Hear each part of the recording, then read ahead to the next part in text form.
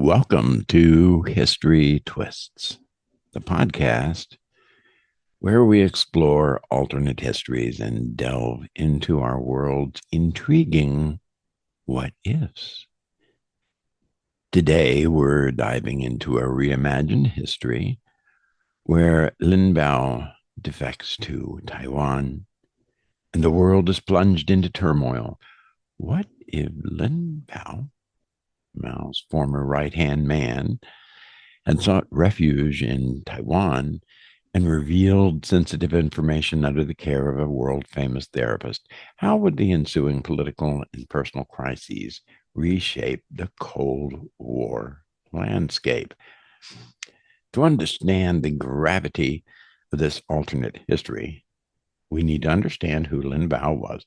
Now, Lin Biao was a prominent Chinese military leader who played a crucial role in the Chinese Civil War and later became the vice chairman of the Communist Party and Mao Zedong's designated successor.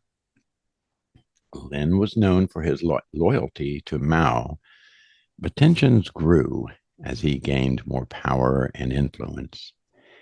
In the real world, Lin's relationship with Mao soured over time. And in September 1971, Lin Biao allegedly attempted a coup against Mao. The details are murky at best, but it is believed he fled Beijing when the plot was discovered.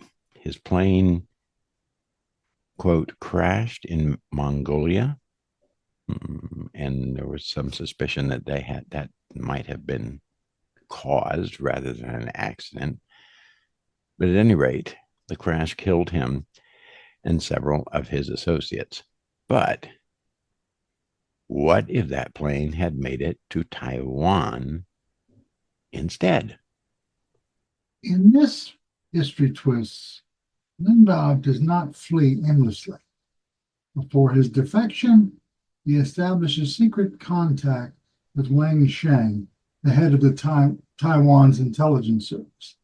Wang Sheng was an extremely skilled strategist and a spy master responsible for some of Taiwan's most covert operations against the mainland. He was very well connected and aware of the undercurrents within the Chinese Communist Party, known as the CCP leadership, making him an ideal contact for Lin.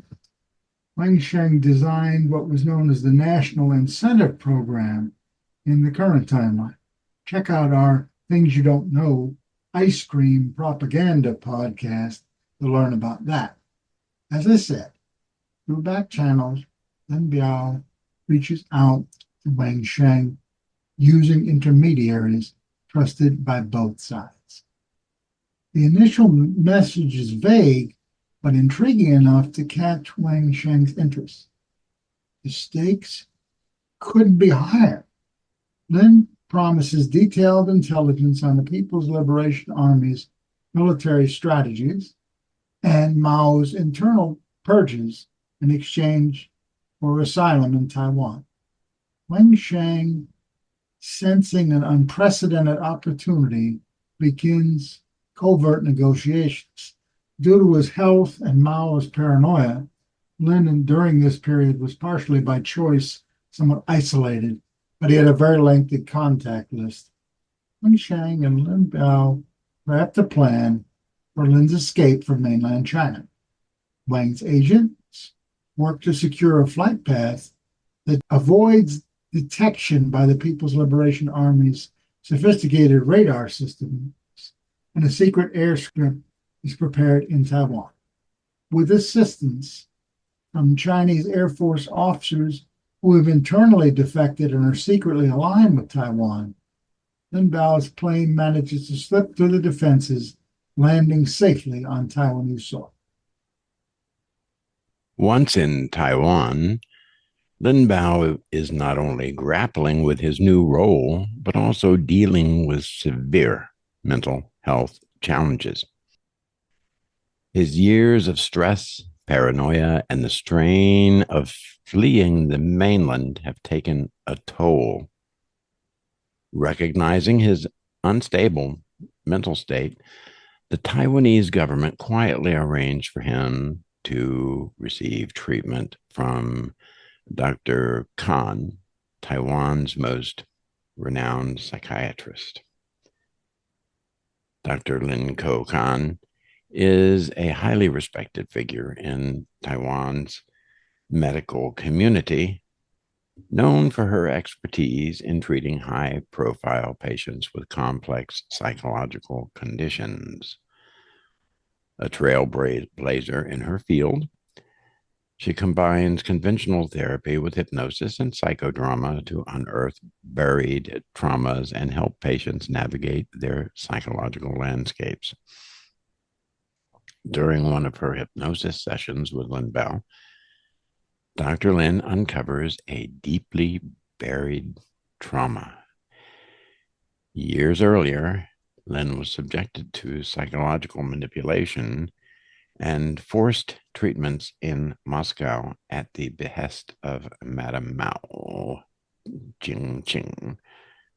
These sessions, involving intense brainwashing, what we would call brainwashing techniques, were intended to ensure Lin's unwavering loyalty to Mao and to eliminate any potential dissent. This revelation provides insights into Lin's paranoia and the psychological scars that affected his behavior. Understanding the delicate nature of Lin's psychological state, Dr. Ching decides to handle the treatment very delicately. Realizing just how much he had been lied to, although he had probably had some unconscious awareness of it, almost broke Lin. Some in the Taiwanese elite wanted to manipulate Lin Biao into a puppet, but Chiang Kai-shek overruled them, saying that we would be complete hypocrites if we didn't trust this man as a returned brother, not like a lab rat. So let's further examine the history twist in which Lin safely arrived in Taiwan. By 1971, Taiwan, under the leadership of the KMT, was still a bastion of anti-communist sentiment. While relations between China and Taiwan had long been adversarial, the island had become a safe haven for those fleeing communist rule. Lin, a former military leader with a wealth of knowledge about China's Communist Party, could have seen Taiwan as a logical destination, one where he could find political asylum and possibly even support.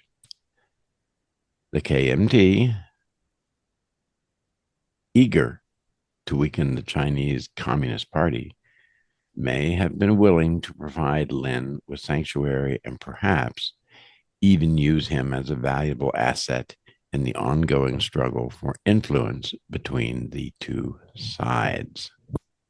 Other than Japan, Taiwan's military and intelligence networks were the most sophisticated and capable in Asia. With his high-ranking position and deep ties to mainland China's military elite, Lin leveraged these connections to flee under the radar. Taiwan's government might have seen this defection as an opportunity to undermine Mao and strengthen its position against Beijing. Lin's vast knowledge of Chinese military strategies and intelligence information would have been extremely valuable to the Taiwanese government. He might have hoped to rally support from exiled Chinese military officers or former members of the KMT, setting the stage for a counter-revolution or organized resistance to Mao's regime. In this sense, Taiwan might have appeared to be a platform from which Lin could continue his fight against Mao, even if it meant doing so from afar. But why Taiwan? Why not go to the Soviet Union, which had been a rival to China for years, but still represented an alternative communist stronghold? Lin may have considered the Soviet Union, but the tensions between China and the USSR in the 1970s would make it a less appealing option. Another mitigating factor would have been the brainwashing and mistreatment he had received in Russia. Lin had been involved in Sino-Soviet relations during his career. Although the USSR could have provided asylum, its willingness to shelter a prominent defector like Lin would have been less certain for sure. Because think about what it would have done to their relationship with China and Mao's China. On the other hand, Taiwan's anti communist stance, its support of Chinese dissidents, and its military's potential willingness to accommodate Lin's defection might have seemed like a safer and more immediately viable option. Recognizing the gravity of Lin Biao's situation, Chief Justice Aish Kwang Kang, a childhood friend of Lin's, volunteers to move in with him. Aish Kang, a respected figure in Taiwanese society and a close confidant of Lin from their early years, offers to provide emotional and psychological support during Lin's transition. His presence helps to stabilize Lin, offering a familiar phrase and a comforting presence during this very tumultuous period. Following his recovery in March 1972, at the request of Chiang Kai-shek, Lin Biao made a dramatic broadcast calling for the overthrow of what he called the bandit communist regime in mainland China. This speech, filled with both inflammatory rhetoric and personal grievances, is intended to rally support both within Taiwan and among disaffected elements in China. The broadcast stirs up a significant armed rebellion within China, which is a positive development for Lin's stability. It also generates interest and speculation militarily and economically from other countries. As the civil war in mainland China rages on, the situation remains volatile. The three most important factions, pro-Taiwanese, pro-Soviet, and pro-Maoist, continue their battles. Lin Biao's presence adds a layer of personal complexity to the ongoing conflict. His role in Taiwan's strategy becomes even more significant as the civil war unfolds. Lin wanted to accumulate international support to oppose Mao and communism in general. He thought the anti-communist nation of Indonesia would be an important ally. However, Indonesia is likely to have seen Lin only as a precursor to a successful opposition to Mao and withheld ideological, political, and military support until it had some assurance that this opposition would have a realistic chance of success. Taiwan continues to navigate a complex geopolitical landscape, leveraging Lin Biao's intelligence and personal connections. The strategic and personal implications of Lin's new life, along with his continued involvement in Taiwan's affairs, influence the broader political dynamics in the region. Taiwan's position remains precarious, but Lin's contribution provide valuable insights and support. If Lin Biao, prominent communist leader and a one-time designated successor of Mao Zedong, had defected to Taiwan, what role would he have played? Chiang Kai-shek would have likely approached the situation with a mixture of both caution and strategic thinking. The political role offered to Lin and Chiang's government would depend on several factors, including Lin's motives, his political alignment, and the broader geopolitical situation. Here are some scenarios. Chiang might offer Lin Biao a high-ranking role in the Republic of China's military, capitalizing on Lin's military expertise and deep knowledge of the People's Liberation Army tactics. This could have included serving as a senior advisor, the Minister of Defense, helping to bolster the Republic of China's defense strategy against the mainland. He could have been named commander of a special unit, creating a task force, using Lin's defection as a propaganda coup against the People's Republic of China and presenting it as evidence of larger discontent and disunity within the leadership. Lin might also have been given a symbolic but influential position to repeatedly broadcast anti-communist messages or undermine Mao's legitimacy.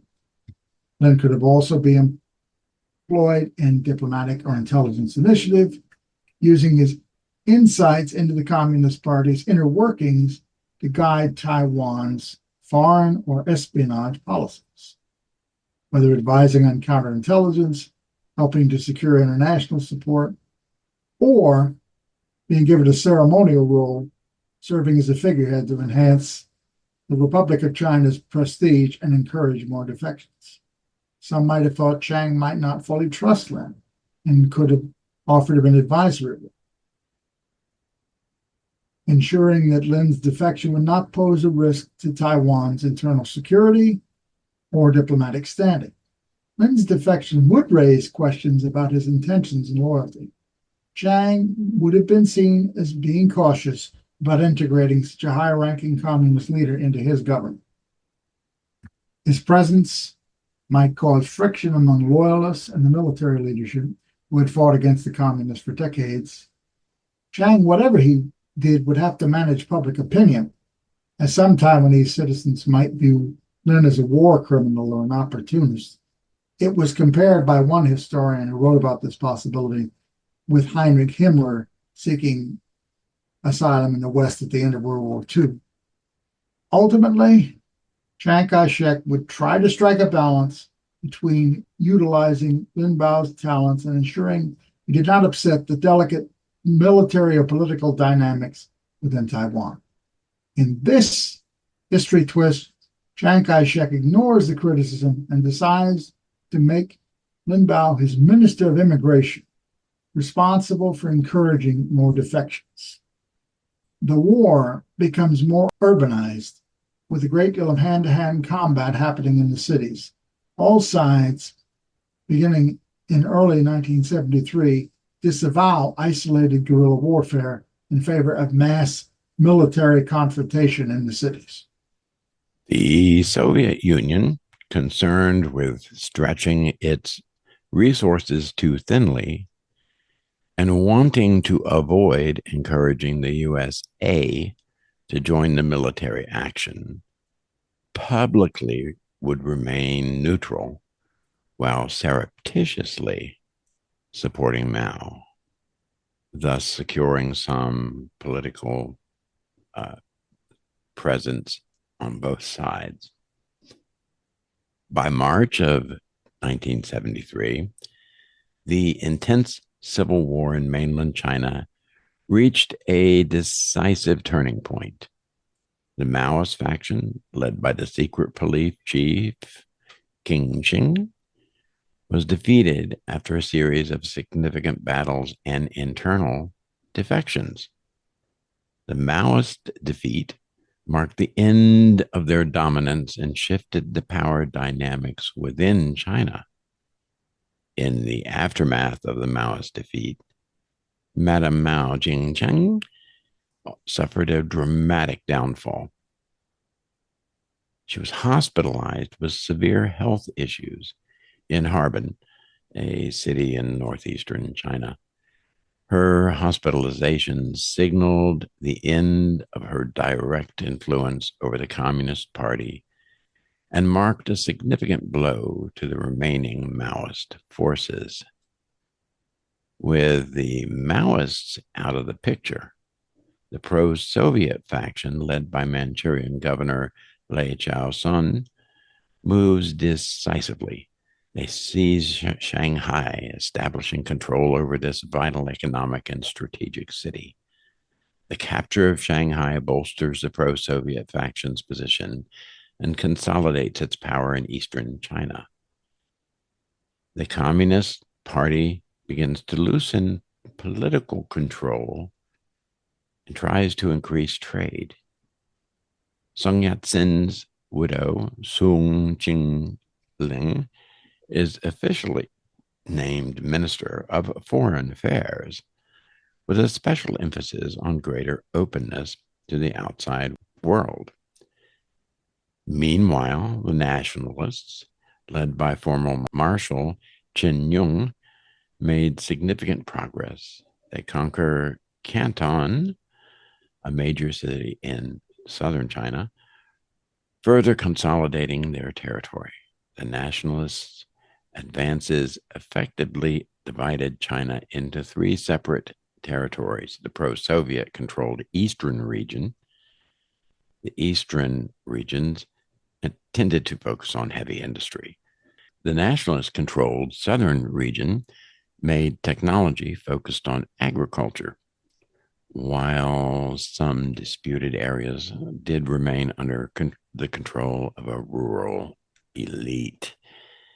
The division of China into three distinct territories represents a profound shift in the country's political landscape. The pro-Soviet, pro-Taiwanese, and nationalist factions now control different regions, each vying for influence and power. This division creates a complex geopolitical environment, with each faction seeking to assert its dominance and shape China's future. Taiwan, under Chiang Kai-shek's leadership, must navigate this new reality. The division of China affects Taiwan's strategic positioning and its relationships within the various factions. The intelligence and insights provided by Lin Biao become crucial as Taiwan adjusts its strategies in response to the changing dynamics on the mainland. Now, Lin Biao is pivotal in shaping Taiwan's approach to divided China. His knowledge, experiences, and new personal stability position him as a key player in Taiwan's efforts to navigate this very complex political landscape. The Civil War has ended, and China has been split into three national entities. There remains ongoing tension and political jockeying, but no side has enough power and control to reunite China under its own specific ideologies. The long-term consequences of this division are profound. So we have to ask, how will the divided China impact global geopolitics and the balance of power in Asia and around the world? It will have an effect. What are the potential ramifications for Taiwan, the Soviet Union, and other international actors? The new reality sets the stage for future developments and ongoing challenges. From his defection to Taiwan and his role in the new political landscape, Lin Biao's journey highlights the interplay between personal decisions and global events. His story serves as a reminder of how individual choices can shape broader history. The end of the Civil War and the division of China into separate nation states marks, as Dr. Weaver said, a dramatic shift in the historical narrative.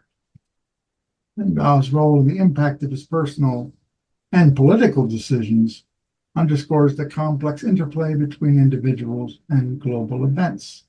As we reflect on these alternate historical developments, we gain insights into the broader implications for the world stage.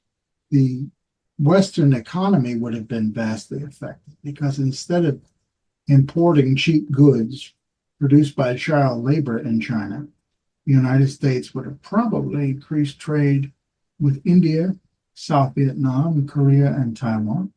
U.S. industries themselves would have remained stronger because they would have emerged to fill the gap in goods and production, allowing for so-called cottage industries to flourish and creating a much more stable industrial base.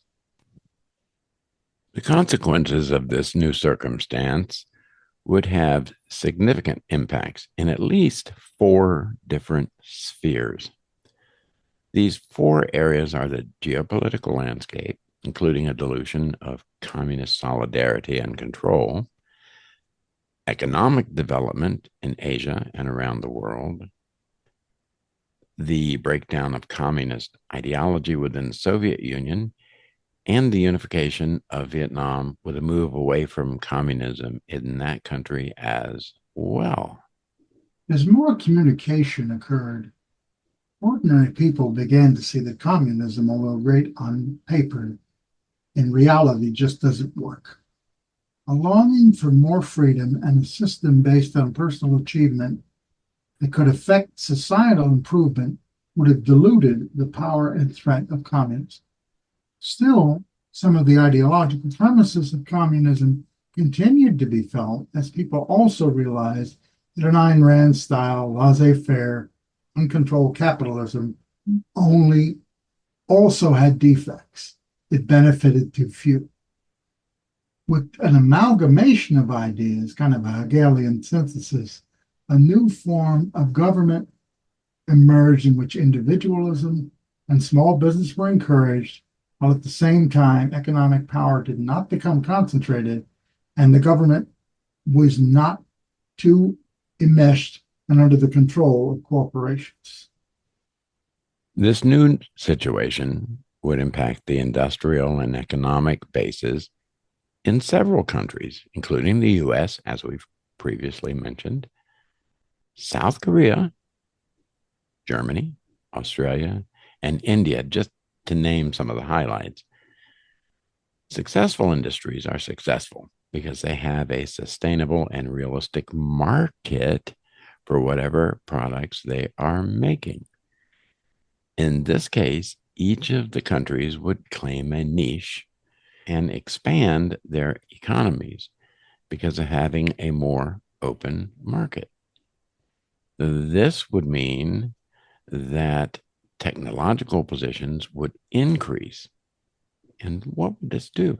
Well, that would require an educated pool of prospective employees. Overall, I think that tensions in the world would have been highly lowered. Basically, the peace dividend of the 1990s, 20 years earlier.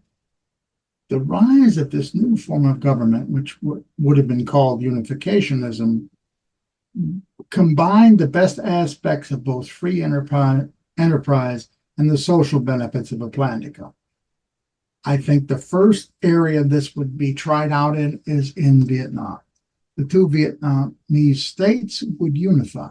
They would finally see the value of each other's political and economic methodology.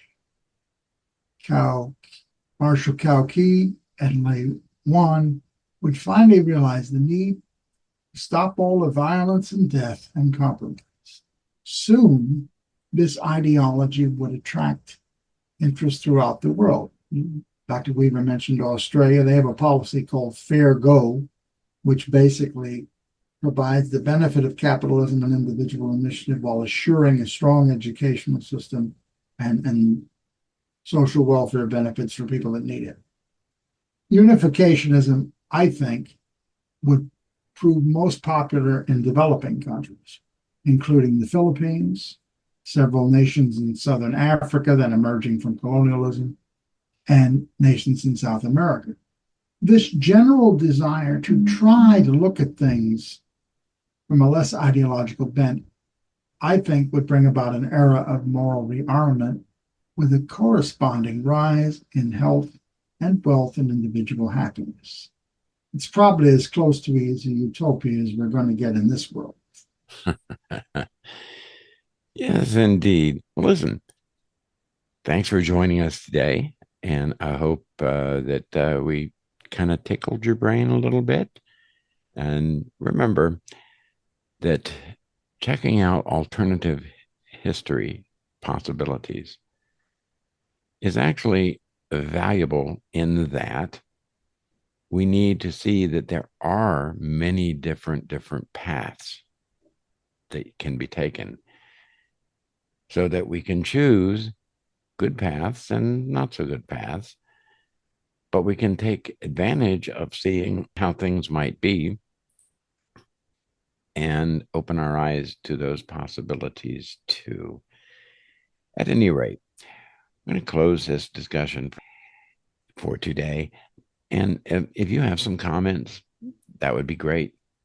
Go down there and click like, click the little bell so that you get reminded of when we have new content coming up. And we do have a number of things in the offing. So thanks again. Bye for now. Goodbye, everyone.